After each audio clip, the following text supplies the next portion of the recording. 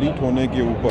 धन्यवाद सुनील जी, जैसे आपने भूमिका रख दी है, मुझे लगता है कि आंकड़े तो आपके पास उपलब्ध होंगे ही और साझा भी कर दिए जाएंगे कि 9 वर्षों में क्या परिवर्तन हुआ है, क्योंकि उसको समझने का एक तरीका ये भी है कि हम उसकी तुलना कर सकें कि 2014 से पहले का क्या दृश्य था। में कई गुना अधिक विकास हुआ है, स्केल में भी, स्पीड में भी, गति भी बढ़ी, मात्रा भी बढ़ी, लेकिन उसके पीछे का जो भाव है उसको समझने की आवश्यकता है, क्योंकि उसका उल्लेख कम होता है। आप में से कुछ एक लोग जो पुराने समय से पत्रकारिता से जुड़े हैं, यदि आप स्मरण करें कि 2014 से पहले का क्या आलम था, कितनी बेजारी थी इस देश में, कितना निराशावाद था, हमारे बहुत सारे युवा दूसरे देशों में जाने के लिए अवसरों की तलाश में थे। आज मैं कहूँगा कि 9 वर्ष की सबसे बड़ी उपलब्धि ये है कि हिंदुस्तानी को हिंदुस्तानी कहलाने में गर्व महसूस हो रहा है, चाहे वो हिंदुस्तान के भीतर रहता है चाहे बाहर जाता है। अभी सुनील जी आपके आगे स्टार्टअप की बात रखे रहती है, यहाँ पर आज स्टार्टअप का 2 दिवसीय एक्सपो हुआ है। आज स्थिति ये है कि जो विदेश के स्टार्टअप ग्रुप्स हैं वो भी भारतीय मूल के बालक बालिकाओं, लड़के लड़कियों को प्रेफर करते हैं, क्योंकि हमारे बच्चों में पूरी प्रतिभा भी थी, योग्यता भी थी, मेहनत करने का मादा भी था, आंखों में सपने भी थे, लेकिन उस प्रकार की अनुकूलता नहीं थी, उसका अभाव था जो मोदी जी ने दी। अनेकों ऐसे नए परियोजनाएं, ऐसी ऐसी योजनाएं, ऐसे ऐसे स्कीम, ऐसे ऐसे इंसेंटिव। अगर आप युवाओं को लें तो मुद्रा योजना प्रारंभ की गई, ना कोई गारंटी, ना कोई मॉर्टगेज, ना कोई गिरवी, बिना सूद के किसी सीमा तक आपको कर मिल जाता है, जैसे कि, और इतनी संवेदनशीलता से ये योजनाएं बनाई गई जैसे माता पिता अपने बच्चों को राशि अपनी पूंजी जमा किए हुए देते हैं कि जाओ अपना काम धंधा शुरू करो।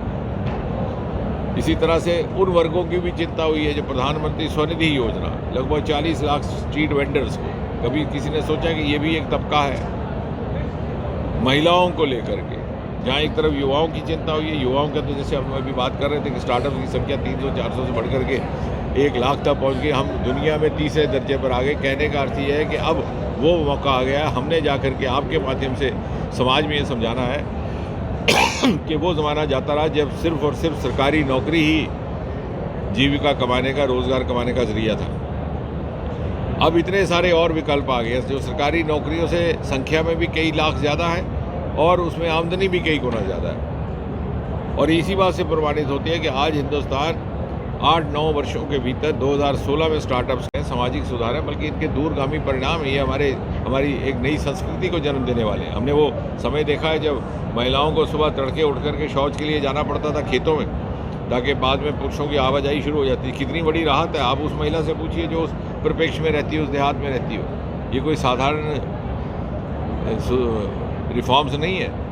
इसी प्रकार और दूसरा, एक नया कल्चर लाने का प्रयास, वोट की राजनीति से उठ करके। ये नहीं पूछा कि धर्म क्या है, मज़हब क्या है, हिंदू है, मुसलमान है, ठाकुर है, ब्राह्मण है, जहाँ जिस चीज़ की आवश्यकता थी दी गई। जब ये 10 करोड़ घरों में गैस सिलेंडर गए हैं, और ऐसे ऐसे हम मोहल्लों में गए हैं जिन्होंने शायद कभी बीजेपी को वोट ना दिया हो, लेकिन उनको इसका लाभ पहुँचा। ये भी नहीं पूछा कि किसको आप वोट देते। तो मोदी जी ने एक नई कार्यशैली, एक नई कार्य संस्कृति को जन्म देने की कोशिश की है इस देश में, समाज में। आने वाले समय में वही हमें भौगोलिक इस दुनिया का हिस्सा बना करके 25 वर्षों में उस पटल तक पहुंचाएगी जिसका मोदी जी इस समय स्वप्न देख रहे हैं।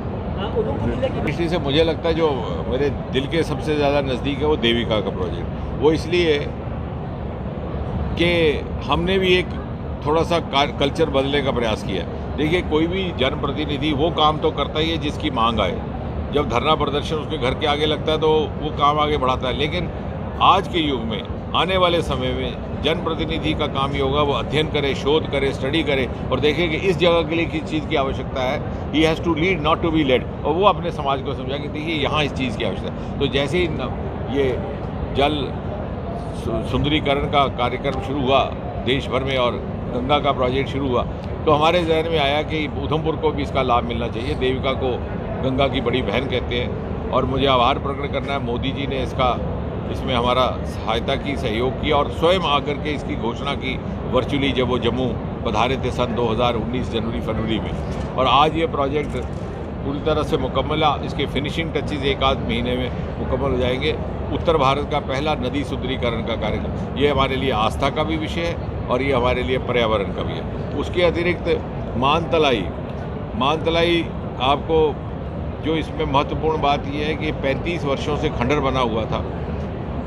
उस समय की प्रधानमंत्री श्रीमती इंदिरा गांधी जी ने विशेष एक प्रावधान बना करके इसकी ज़मीन की अलॉटमेंट की व्यवस्था की थी स्वामी धीरेन्द्र ब्रह्मचारी जी के लिए। स्वामी धीरेन्द्र ब्रह्मचारी जी की अकस्मात मौत हो गई एक हवाई दुर्घटना में। उसके बाद उन्हीं की पार्टी और उन्हीं की सरकार, उन्हीं के समर्थक, उसने इस तरह ध्यान नहीं दिया।